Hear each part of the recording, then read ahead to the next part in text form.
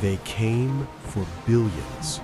A World War II ship lost beneath the ocean. Modern machines found it. Divers opened the hold. There was nothing inside. So where did the gold go?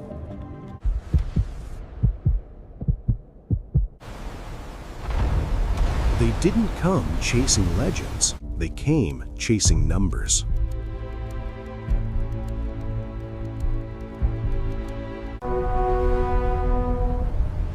A World War II cargo ship lost for decades beneath the Atlantic.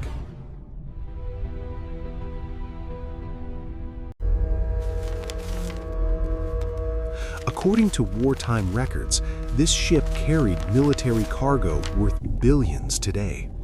Gold, platinum, strategic metals.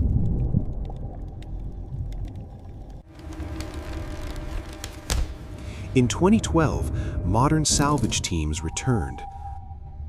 Not with hope, but with machines powerful enough to see through darkness. Sonar mapped the wreck in silence. Every scan confirmed the same thing. The ship was real, the damage was real, and the cargo holds were still sealed. Remote vehicles descended first, their lights cutting through 80 years of darkness. Steel doors appeared intact, heavy, undisturbed. Divers followed, working in shifts. One mistake meant death. Roger. Diver, keep coming down slow. Inside the hold, steel crates were still stacked in place. Chains were attached. Cranes prepared above the surface.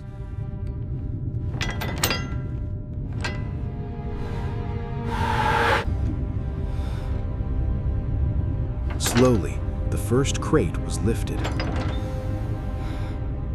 Cameras rolled, expectations rose. The crate was opened. It was empty. Not damaged, not looted, just empty.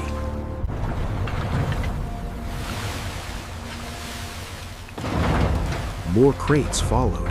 Same result. Official reports called it a failure, but no one explained how a sealed ship lost something that heavy.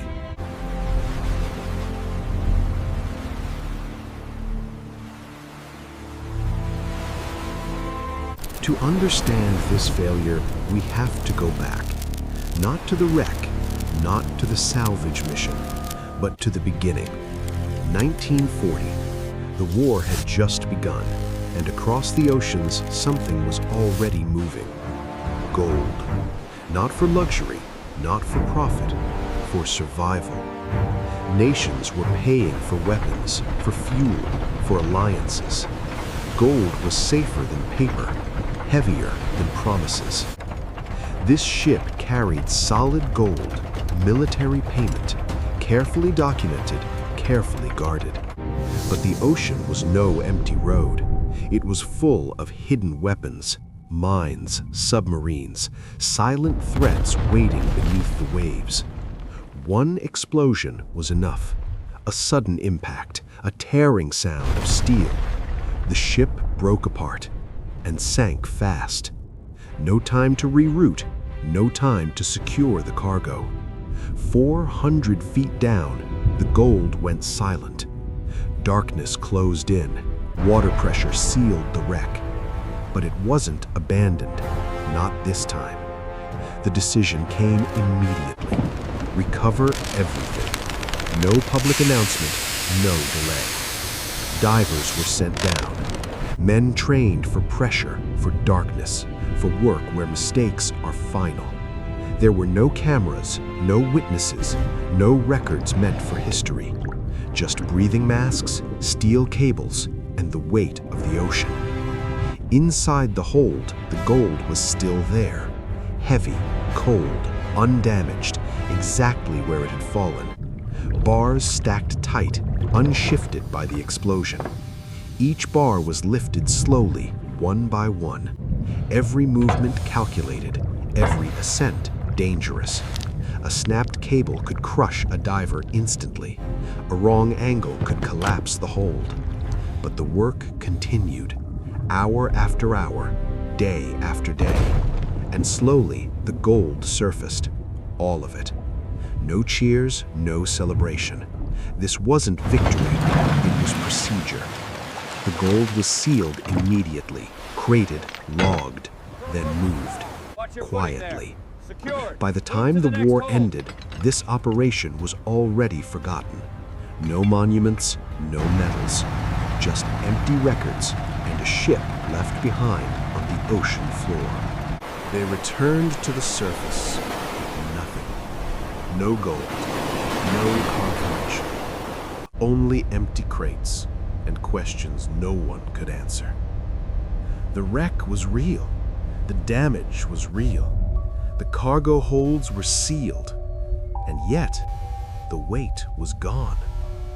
At first, the explanation was simple. A failed recovery, an overestimated manifest, another story the ocean refused to finish. But history doesn't always disappear. Sometimes it hides in patterns. Because this wasn't the first wartime ship to sink in gold, and it wasn't the first recovery to end in silence. Decades earlier, another ship went down. Another cargo vanished beneath the sea. But that time, the response was different. There were no press releases, no investors, no cameras waiting on deck. Only urgency. That gold wasn't a rumor, it was payment. Fuel for a war that could not afford delay. So divers were sent down, not to explore, not to document, but to retrieve. They worked in darkness, under crushing pressure, with no margin for failure. Crate by crate, the cargo was lifted, not for profit, for survival. And when it reached the surface, there were no celebrations. The gold was sealed, moved, and erased from public memory. No museums, no auctions, no stories passed down. Because once gold returns to power, it stops being history. That is the difference between the two missions. One arrived too late, the other was never meant to be seen. So when modern crews opened empty crates, it didn't mean the gold was never there. It meant someone else understood its value first. The ocean doesn't decide what stays lost. It only keeps what no one comes back for. And sometimes, the most successful recoveries are the ones that look like failures. In the early years of the war, the oceans became highways for survival. Entire economies depended on what moved across these waters. Gold was no longer wealth. It was leverage.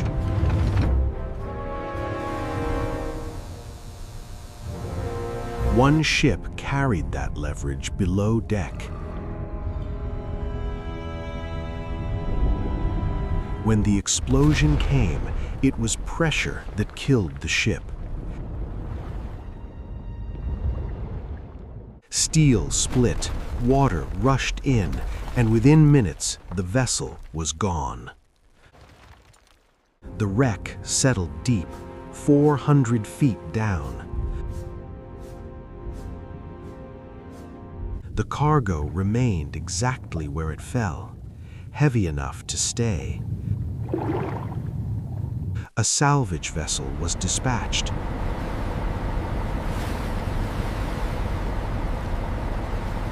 The decision was immediate. This loss could not be accepted. The diver entered the suit knowing the risks. Weighted boots, sealed helmet, air from above. As he descended, the water grew darker and colder. Only a single light beam remained. The wreck emerged from darkness. Broken, but the hold was intact. too valuable to ignore.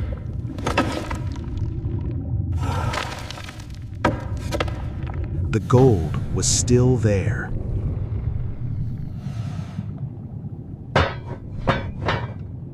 Heavy, untouched.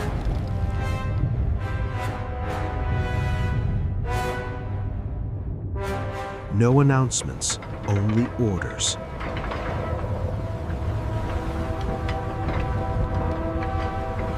And the recovery succeeded.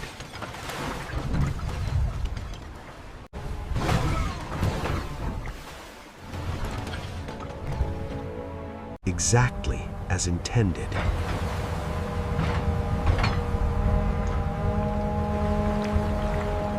Crated, secured, silent.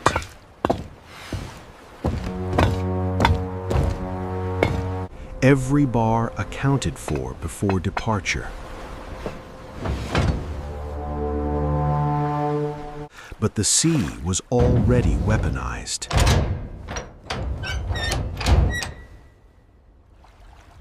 Mines waited beneath the surface, invisible and patient. Preparation was methodical.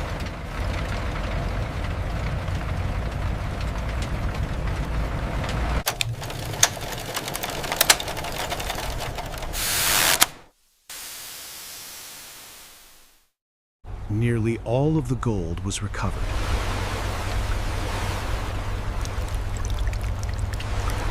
Not in one dramatic moment.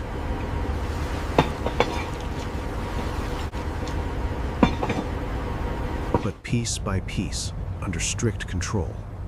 Once it reached the surface, it stopped being treasure. It became inventory. There were no announcements, no press waiting on deck, no photographs taken for history. The gold was handled quietly, moved by procedure, not by applause. Each bar was sealed into unmarked containers, locked, chained, removed from sight. The ship didn't linger. It turned back into the fog as if nothing had happened. From there, the cargo moved by land, at night, without attention, without record. It passed through secured facilities, through doors that never appear on maps. Inside the vault, the gold was absorbed into what was already there. No labels, no stories, just weight, just numbers. The vault closed, and with it, the recovery disappeared.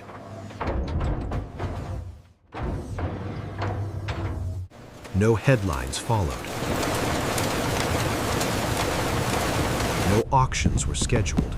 No public images were released, because this gold was never meant to be seen again. It was never lost.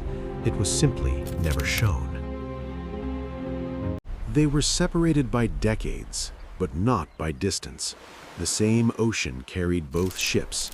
The same war surrounded them, and the same kind of cargo sank into the same darkness.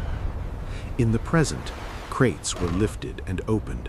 Steel met air, and nothing followed. The ship was found intact. The holds were sealed, yet the weight was gone. In the past, cages broke the surface heavy with gold. Water poured away, and the recovery moved forward without pause. One mission opened crates and found absence. The other opened history and closed it immediately. Modern machines searched carefully, documenting every failure. Wartime divers worked quietly, leaving nothing behind to explain success. One crew returned with reports. The other returned with silence. The difference was not technology, it was timing. Because gold does not wait for discovery, it moves when power demands it. So when one mission ended in emptiness and the other ended without witnesses, they told the same story in different ways. Same ocean, same war, very different endings. The ocean looks the same no matter what it holds. Calm on the surface, silent below.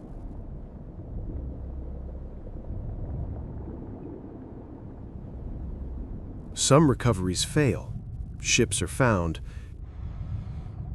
crates are opened, and nothing comes back up. Other recoveries succeed.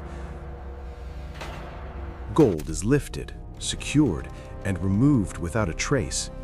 And then there are recoveries that succeed so quietly they are mistaken for failures.